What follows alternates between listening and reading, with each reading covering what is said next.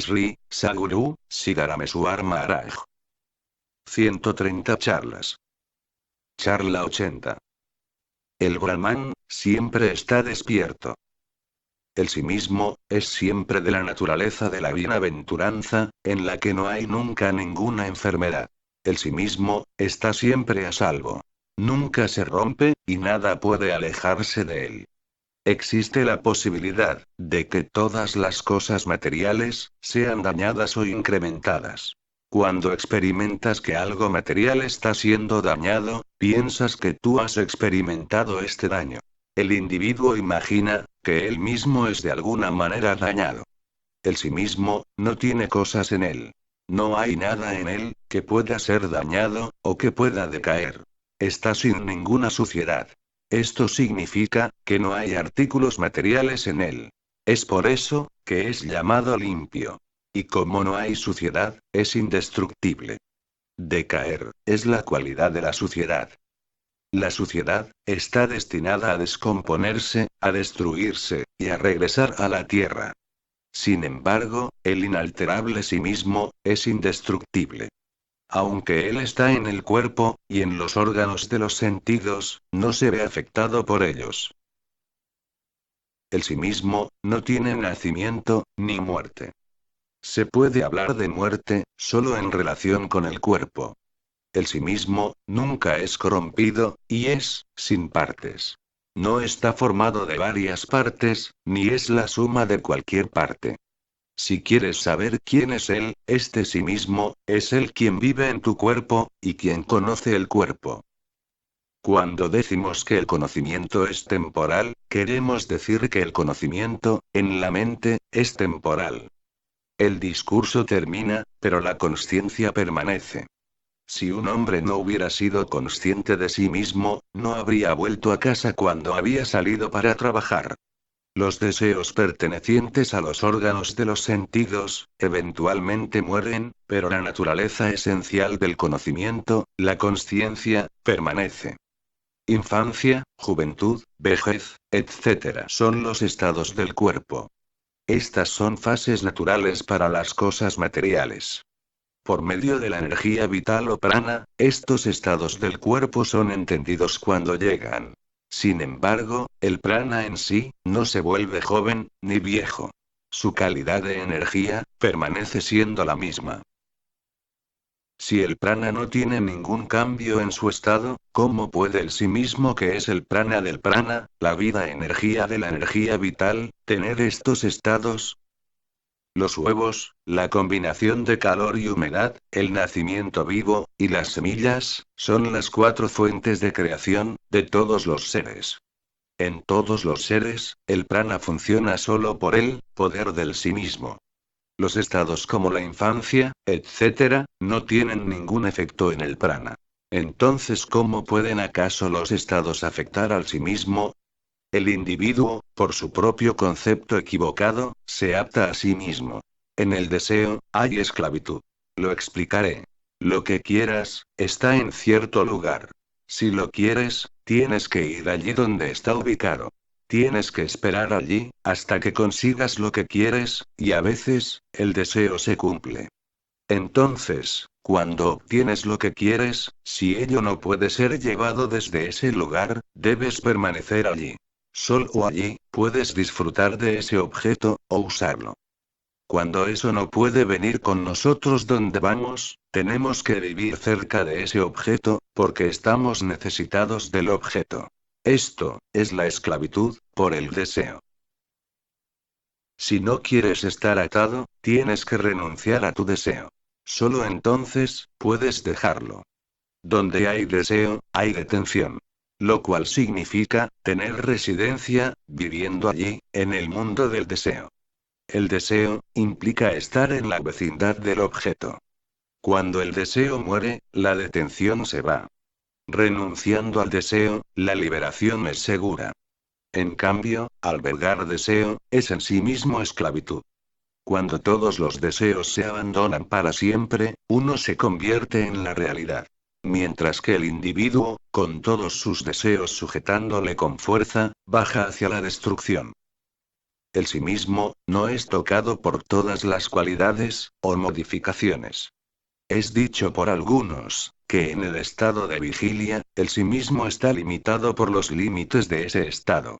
Sin embargo, si este fuera el caso, no tendría conocimiento del estado de sueño, y permanecería atado a un solo estado.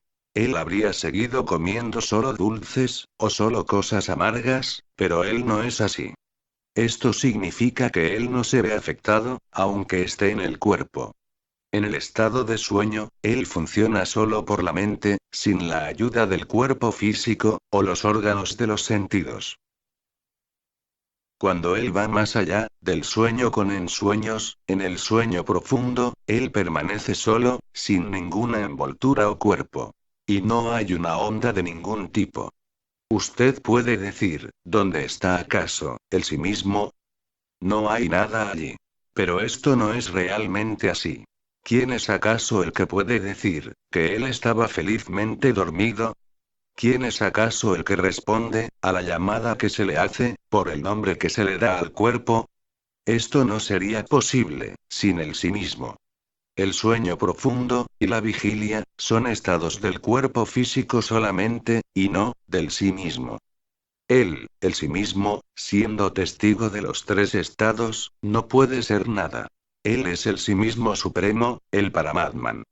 Tú puedes preguntar, ¿cómo es, que cuando él despierta del sueño, cómo es que recuerda él otra vez, todos los ambientes del estado de vigilia?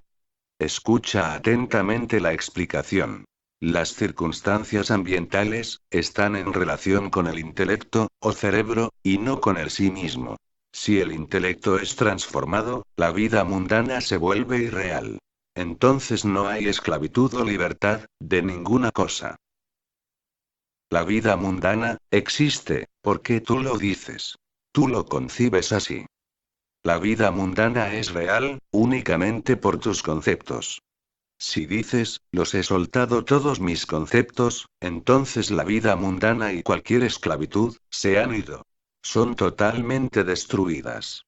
Si lo concebido, o los conceptos, lo aumentas, aumenta la vida mundana. Y si lo concebido, o los conceptos, lo destruyes, la vida mundana se destruye. La mente, es la fuente de la vida mundana, así como de la vida espiritual. Mientras te vas a dormir, te quitas tus prendas de vestir externas. Y cuando te despiertas, te las pones otra vez. En el sueño profundo, no eres consciente del cuerpo que cubre a sí mismo. Cuando te despiertas, ves, y por tu atención, recuerdas todo. Para alguien, cuya ignorancia y egoísmo se han ido, todo es solo Brahman. Incluido, el estado de vigilia. El individuo se disuelve, y se convierte en el Paramatman. Entonces, no hay deseo de ningún tipo. No hay ningún comparativo, o símil, que pueda ser utilizado. El significado de símil en este caso, es algo que se pueda usar para mostrar que el conocimiento de la naturaleza de la verdad, es como alguna cosa más. Ahí, no hay nada igual a él, ni nada similar que pueda mostrarse. Tampoco hay ninguna palabra, que pueda usarse para describir ese estado o su significado, completa y adecuadamente. No hay forma, objeto, o palabras, que se pueda comparar con ese estado. Por lo tanto, ese estado, es llamado, más allá del símil. O se dice, que no hay símil disponible para explicarlo. Para eso, para Dios, no hay otras cosas. El mundo entero, es solo para Brahman, o para Madman. Cuando el autoconocimiento es evidente, solo existe la propia dicha o felicidad, feliz o dichoso, de ser. La dicha misma, se deleita en la dicha. Alguien que sea un devoto desinteresado o abnegado, tendrá esta experiencia, cuando la ilusión sea descartada. Por esto, es que la devoción debe ser continua. Uno nunca debería olvidarse, de ser devoto. No debe haber olvido. Cuando algún otro objeto, o logro, se vuelve atractivo para el individuo, y él piensa en ese objeto, se olvida de su devoción a Dios. Por lo tanto, los santos insisten, en la devoción incesante. Cuando el devoto descarta el deseo, de dinero, de hijos, de riquezas materiales, y de fama, en la sociedad, y se entrega totalmente a la devoción a Dios, entonces, se limpia el polvo de la consciencia, y se vuelve uno con Dios, permaneciendo en su naturaleza verdadera, o su arupa. Cuando aumenta el amor y la devoción por Dios, los dichos de los Vedas son subordinados al devoto. Lo que los Vedas han declarado como la verdad más alta, es pronunciado por el devoto, muy naturalmente. Es entonces, que la existencia se experimenta como una totalidad. Esta es la devoción, del más alto grado. Esta devoción, libera a todos, incluidas las mujeres, los hombres, los humildes, y los sacerdotes o brahmanes, sin discriminación alguna. Sin embargo, si la mente no está clara, no habrá luz, o iluminación, del sí mismo. Quien tiene una devoción imparcial, alcanza la realidad. El velo sobre sus ojos, desaparece. El sol, y la multitud de cosas, se ven todos a la vez. Cuando uno abandona todo el orgullo, y la mente se libera de la duda, todo se ve como Brahman. El rey Janaka preguntó, ¿cómo es que uno realiza los deberes, después de la realización?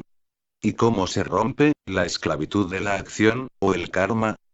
¿Cómo se puede permanecer libre de cualquier mancha, incluso mientras uno cumple su deber? ¿Por qué remedio, los lazos del karma se rompen, o se aflojan? ¿Cómo se puede alcanzar el estado de inacción, aunque se realicen acciones? ¿Y cómo puede uno encontrar el Ser Supremo, oh Dios? Por favor, díganos, ¿por qué el sabio Sanaka y otros no dieron respuestas a las preguntas de los niños? Estas preguntas son difíciles de responder. El sabio Avirotra Narayana dijo en ese momento: el problema de la acción incorrecta, y la falta de acción, no es algo común. Los legisladores que pensaban en estos asuntos, estaban cansados. Y los grandes sabios, no sabían cómo explicar estas cosas. Millones de videntes, han agotado sus cerebros, y al final se pelearon entre ellos, por orgullo. No fue fácil ni siquiera para Brahma, el creador, y otros, dar las divisiones adecuadas, y el análisis de las acciones. La acción, está en la raíz del Veda. Y el Veda, es solo Narayana. Es en este punto, que los Vedas guardan silencio. La acción, la no acción, y la acción incorrecta, de alguna manera, son iguales. En el caso del azúcar, donde se tiene una azúcar blanda, una terrón, una blanca, y una morena, el azúcar es la misma. De manera similar, la acción es una. Sin embargo, el que está apegado a la acción, encuentra varias diferencias. En la acción, la no acción, es inherente. En la acción incorrecta, otra vez son inherentes, la acción, y la no acción. Si se inicia alguna acción, se llama acción o karma. Diferenciar entre bueno y malo, es vikarma, lo que significa, acción incorrecta. La desaparición de la acción, es no acción, o akarma. Lo que significa, que la acción, es como si no hubiera tenido lugar. Aquel que sabe, que el que no hace nada, es el verdadero hacedor, se ha convertido en un sabio. Ha alcanzado la, sin acción. Oh, Rey, si vienes para darte cuenta de que el actor y el que causa la acción, es solo uno en este cuerpo, solo entonces tú serás sin acción. El hacedor, que existe al comienzo de la acción, es, él mismo, el receptor de sus resultados. Solo por la bendición del Sadgurú, el estado de libertad de acción, es alcanzado. Hay muchas acciones, que surgen de una acción, y se llaman, acciones correctas, o incorrectas. Sin embargo, por las enseñanzas del Sadgurú, todas las acciones o karmas, se cortan. La cuestión de la acción, es así. Esta pregunta es muy grande. Es por eso, que el sabio Sanaka, y otros, no impartieron este conocimiento, a niños que no eran maduros. Estas diferencias, de acción, y de no acción, no deben ser contadas a aquellos que no son lo suficientemente maduros para entender. El Paramatman es en todo momento, sin ningún tipo de perturbación, y sin ningún impedimento. Es permanentemente indestructible, y perfectamente limpio. Debes estar seguro, de que tú, eres eso.